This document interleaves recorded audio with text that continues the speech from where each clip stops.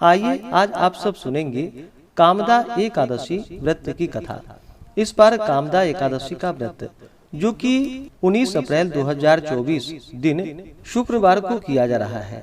आप सभी भक्तों को कामदा एकादशी व्रत की ढेर सारी शुभकामनाएं। आप सभी के जीवन में लक्ष्मी नारायण की कृपा से आप सभी को सभी प्रकार के सुख और समृद्धि की प्राप्ति हो। लक्ष्मी नारायण आप सभी के इच्छाओं को पूर्ण करे। इसी प्रकार से ज्ञानवर्धक जानकारियां प्राप्त करते रहने के लिए, व्रत पूजा के बारे में जानने के लिए, कथा को सुनने के लिए चैनल पे अगर आप पहली बार आए हैं तो चैनल को लाल बटन दबा करके सब्सक्राइब करें, साथ में बेल आइकन घंटी को दबाएं ताकि आने वाली वीडियो का नोटिफिकेशन आपको समय से मिलता रहे। वीडियो को लाइक करें, कमेंट में भगवान विष्णु की जय जरूर लिखें। चैत्र मास की शुक्ल पक्ष की एकादशी को इसे कामदा एकादशी के नाम से जाना जाता है। इस दिन भगवान विष्णु माता लक्ष्मी का पूजन किया जाता है। यह व्रत जो कि सभी प्रकार के पापों को नष्ट कर देने वाली है। जिस प्रकार अग्नि अपने तेज से सभी प्रकार की वस्तुओं को जलाकर नष्ट कर देती है, उसी प्रकार कामदा एकादशी भी जो कि तेज युक्त होती है। इस व्रत के प्रभाव से व्रती के सभी प्रकार के जाने अनजाने भयंकरतम पाप नष्ट हो जाते हैं तथा पुत्र पौत्रादि प्रदायिनी सभी प्रकार के मनोरथ पूर्ण करने वाली यह एकादशी है।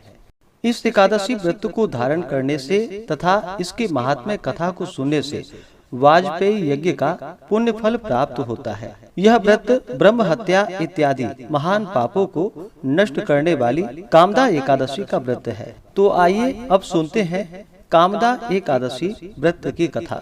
तो बोलिए प्रेम से भगवान विष्णु की जय, माता लक्ष्मी की जय। कथा के अनुसार एक बार महाराज युधिष्ठिर ने भगवान श्री कृष्ण से कहा कि हे प्रभु, आपका कोटि कोटि धन्यवाद जो आपने हमें अनेक प्रकार की सर्वोत्तम व्रत कथा सुनाई, मगर इससे हमारी जिज्ञासा बढ़ती ही जाती है और बार बार यह इच्छा होती है कि और भी आगे की सुंदर कथाओं को मैं सुनूं।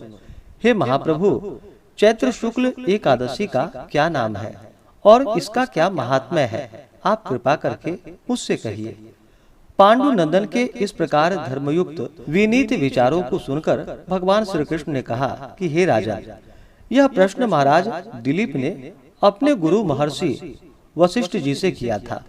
उन्होंने जो कहा और कथा सुनाई थी वही हम आपके सम्मुख प्रस्तुत कर रहे हैं। हे राजन, चैत्र शुक्ल एकादशी का नाम कामदा एकादशी है। इसका व्रत करने वाला महान पापों से छूट जाता है। यह एकादशी अत्यंत पुण्य को देने वाली है, पापों को नष्ट करने वाली और संतान को देने वाली है। हे राजन सुनो, तुम्हें एक प्राचीन आख्यान सुनाता हूँ। एक नगर था जिसका नाम भोगीपुर था और वह महान ऐश्वर्यों से संपन्न भी था। वहाँ पर यक्ष और गंधर्वों का निवास था। राजा का नाम पुंडरीक था। राजसभा में नित्य ही गान वाद्य हुआ करता था। उसी राज्य में ललित नाम का गंधर्व अत्यंत ही सुंदर और ऐश्वर्यशाली था। उसकी स्त्री का नाम ललिता था। वे दोनों प्रेम पूर्वक अपना जीवन व्यतीत करते थे। एक दिन ललित राज दरबार में गा रहा था, मगर किसी कारणवश ललिता नहीं थी। अस्तु उसका ध्यान गाना गाने में चूक गया। चुगलखोरों की बनाई उन्होंने राजा से एक के चार लगाकर उसे क्रोधित कर दिया। राजा ने अत्यंत क्रोध कर कहा कि हे दुष्ट, तू राक्षस हो जा। राजा के श्राप से ललित तुरंत ही राक्षस हो गया। उसका शरीर महाविशाल और भयंकर हो गया। हाथ पांव एकदम कुरूप और विडौल हो गए। यह खबर ललिता के पास पहुंची तो वह बहुत दुखी हुई, मगर क्या कर सकती थी। रोती पीटती अपने पति के साथ वह भी निकल पड़ी। ललित क्रूर कर्मों को करने में रत हो गया। घूमते फिरते ये दोनों विंध्य प्रदेश के पर्वतों और जंगलों में जा पहुँचे, जहाँ पर महर्षि श्रृंगी का आश्रम था। ललिता दौड़ती हुई महर्षि के आश्रम में जा महर्षि के चरणों में मस्तक रखकर रोने लगी।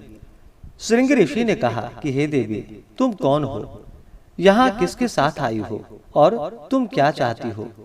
महर्षि के ऐसे वचन को सुनकर ललिता ने कहा कि हे प्रभु, मेरा नाम ललिता है।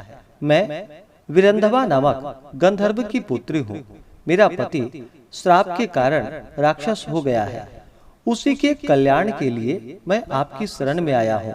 आप कृपा कर श्राप से मुक्त होने का कोई उपाय बतलाइए। ललिता के ऐसे वचन सुनकर महर्षि ने कहा कि हे देवी, अभी चैत्र का महीना है। तुम चैत्र के शुक्ल पक्ष की कामदा एकादशी का व्रत मेरी बताई रीति के अनुसार करो और उसका फल अपने पति को अर्पण करो। तुम्हारा पति अवश्य ही श्राप से मुक्त हो जाएगा। ललिता ने महर्षि की बताई हुई रीति के अनुसार चैत्र शुक्ल कामदा एकादशी का व्रत विधिवत वहीं आश्रम में किया और द्वादशी के दिन उसका पुण्य फल अपने स्वामी को अर्पित कर भगवान से उनके शाप मोचन का प्रार्थना करने लगी। तत्काल ललित का श्राप नष्ट हो गया और वह पुनः अपने प्रथम स्वरूप में हो गया। तब दिव्य विमान पर सवार हो दोनों प्रसन्नता पूर्वक अपने नगर को गए। अस्तु, यह कामदा नामक एकादशी का व्रत महान अक्षय फल को देने वाला है और पापों को नष्ट करने वाला है। ब्रह्म हत्या इत्यादि महान पापों को करने वाले महान पापी भी कामदा एकादशी का व्रत कर पाप से मुक्त हो जाते हैं। इस कथा के कहने एवं सुनने से वाजपेयी यज्ञ करने का पुण्य फल प्राप्त होता है। तो बोलिए प्रेम से भगवान विष्णु की जय, माता लक्ष्मी की जय, एकादशी माता की जय, भगवान श्री कृष्ण की जय, सर्वदेवी देवता की जय। तो आइए जानते हैं कामदा एकादशी व्रत के शुभ मुहूर्त पारण समय के बारे में। एकादशी तिथि प्रारंभ समय जो कि 18 अप्रैल 2024 दिन गुरुवार शाम 5:33 और एकादशी तिथि की जो समाप्ति है वह 19 अप्रैल 2024 दिन शुक्रवार को रात्रि 8:06 पे। तो हमें शुद्ध रूप से जो व्रत के लिए समय प्राप्त हो रहा है, तो सभी भक्तजन 19 अप्रैल को व्रत धारण करेंगे। तो 10वें दिन के नियम का पालन जो कि 18 अप्रैल को किया जाएगा, 19 अप्रैल को एकादशी का व्रत धारण किया जाएगा और 20 अप्रैल को व्रत का पारण किया जाएगा।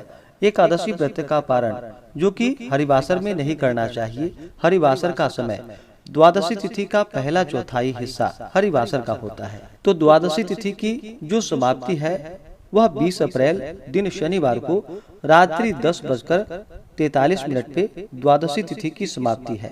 तो व्रत का पारण जो कि 20 अप्रैल को सुबह 5:50 से सुबह 8:26 तक एकादशी व्रत का पारण किया जाएगा। कामदा एकादशी व्रत का पारण जो कि गो घृतेन पारणम यानी कि गौ घृत से व्रत का पारण है, गाय के घी से। अगर यह संभव ना हो पाए तो तुलसी पत्र, जल या फल से व्रत का पारण करें। एकादशी तिथि के दिन इस बार जो कि रवि योग बन रहा है, सुबह 5:51 से सुबह 10:57 तक रवि योग होगा और इस दिन वृद्धि योग जो कि रात्रि 1:45 तक होगा। उसके बाद ध्रुव योग होगा। जो भी भक्तजन एकादशी का व्रत धारण करते हैं उन्हें एकादशी व्रत के लिए जो कि 10वीं के दिन से ही व्रत में नियमों का पालन करना चाहिए। 10वीं तिथि के दिन सूर्यास्त होने से पहले ही भोजन ग्रहण कर लेनी चाहिए। इसके बाद अपने दांतों को अच्छे प्रकार से साफ कर लेनी चाहिए। दांतों में कोई भी अन्न का रेशा ना होने पाए, इस बात का ध्यान रखना चाहिए। और 10वीं की रात्रि ब्रह्मचर्य का पालन करते हुए भगवान विष्णु के नाम का और एकादशी व्रत का स्मरण करते हुए सोना चाहिए। एकादशी की सुबह ब्रह्म मुहूर्त में उठ करके नित्य क्रियाओं से निवृत्त होकर के गंगा नदी में या घर के नहाने के पानी में ही थोड़ा सा गंगा जल मिला करके स्नान करना चाहिए। शुद्ध वस्त्र धारण करना चाहिए और भगवान सूर्य देव को सबसे पहले अर्घ्य प्रदान करनी चाहिए और व्रती को व्रत का संकल्प लेना चाहिए। व्रत के लिए भगवान विष्णु से प्रार्थना करनी चाहिए कि हे भगवान विष्णु, हे माता लक्ष्मी, आज मैं कामदा एकादशी का व्रत धारण करने जा रहा हूँ या करने जा रही हूँ। इस प्रकार से भगवान से प्रार्थना करें कि यह व्रत मेरा निर्विघ्न पूरा हो, हमें पुण्य फलों की प्राप्ति हो। आपके मन में जो भी इच्छा हो, जो भी कामना हो, वह भगवान विष्णु से कहनी चाहिए और एकादशी तिथि के दिन दिन रात्रि उपवास रह करके व्रत को धारण करना चाहिए। जो उपवास नहीं रह पाते हैं, जिनका स्वास्थ्य सही ना हो, तो आप एक समय फलाहार ग्रहण करके व्रत को धारण करें और इस दिन भगवान का सुबह शाम के वक्त पूरे विधि विधान के साथ पूजन करें। एकादशी व्रत का कथा श्रवण करें, भगवान की आरती करें। रात्रि में जागरण करते हुए एकादशी की रात्रि व्यतीत करनी चाहिए और द्वादशी की सुबह उठ करके स्नान करके शुद्ध वस्त्र धारण करके भगवान का पूजन कर ले, आरती कर ले। इसके बाद ब्राह्मणों को भोजन करवाए, ब्राह्मणों को दान दक्षिणा दे, गरीबों को भोजन करवाए और फिर समय के अनुसार व्रत का पारण करना चाहिए। अगर पारण के समय ज्यादा समय प्राप्त नहीं हो पा रहा हो तो ब्राह्मण के निमित्त जो भी आपसे बन सके अन्न वस्त्र सब निकाल करके रख दे और पारण कर ले और फिर इसके बाद आप ब्राह्मण को उन वस्तुओं को प्रदान करें। इस प्रकार व्रत को धारण करने से व्यक्ति के सभी प्रकार के पापों का नाश होता है और जब व्यक्ति के पाप और ताप नष्ट होते हैं तभी उनके पुण्य उदित हो पाते हैं। उसके बाद सांसारिक सुखों की प्राप्ति हो पाती है। व्रत के दौरान व्रती को कुछ बातों का ध्यान भी रखना चाहिए। व्रती को व्रत के दौरान किसी के ऊपर क्रोध नहीं करनी चाहिए। अपने मन में किसी के प्रति ईर्ष्या या द्वेष का भाव नहीं लाना चाहिए। ब्रह्मचर्य का पालन करना चाहिए। इस दौरान तामसिक वस्तुओं का, नशीले पदार्थों का सेवन नहीं करना चाहिए। व्रत के दौरान भगवान विष्णु के नामों का जप करना चाहिए। ओम नमो भगवते वासुदेवाय या श्री कृष्ण गोविंद हरे मुरारी आदि नाम मंत्र जपते रहना चाहिए और पूर्ण अपना मन भगवान विष्णु के चरणों में लगानी चाहिए। इससे भगवान विष्णु अपने भक्तों पर अति प्रसन्न होते हैं, अपना कृपा प्रदान करते हैं। ऐसे ही ज्ञानवर्धक जानकारियाँ प्राप्त करते रहने के लिए, व्रत पूजा के बारे में जानने के लिए, कथा को सुनने के लिए चैनल पे अगर आप पहली बार आए हैं तो चैनल को लाल बटन दबा करके सब्सक्राइब करें, साथ में बेल आइकन घंटी को दबाएं ताकि आने वाली वीडियो का नोटिफिकेशन आपको समय से मिलता रहे।